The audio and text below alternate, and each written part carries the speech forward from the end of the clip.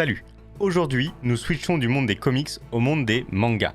Et nous allons commencer par les fameux dojutsu de Naruto, les techniques de pupille. Ce sera une série de vidéos et nous allons commencer par le Byakugan. Le Byakugan, qui signifie œil blanc, c'est l'héritage du clan Hyuga, lignée directe de Kaguya. Il se caractérise par un large iris blanc sans relief et sans pupille. Lors de son usage, les veines des tempes deviennent plus visibles.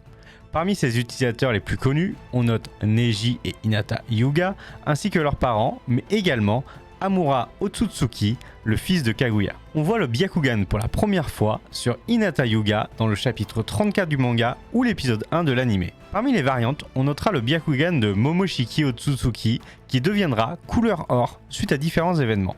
Le seul personnage connu ayant réussi à obtenir le Byakugan sans en hériter est Ao du village de Kiri après avoir vaincu un des membres du clan Hyuga. Cependant, la plupart des porteurs du Byakugan portent un sceau maudit qui scelle le dojutsu à leur mort. Concernant les capacités de cette technique, celle-ci confère à son utilisateur une vision presque à 360 degrés, à l'exception d'un petit angle mort.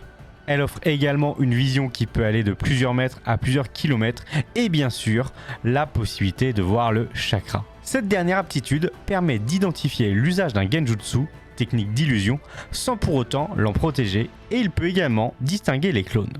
Le Byakugan permet de voir les 361 Tenketsu, qui sont en gros les noyaux de chakra dans le corps. Les utilisateurs peuvent ainsi les cibler précisément. Le clan Hyuga a profité d'ailleurs de cette dernière aptitude pour développer des techniques de combat qui exploitent ces informations.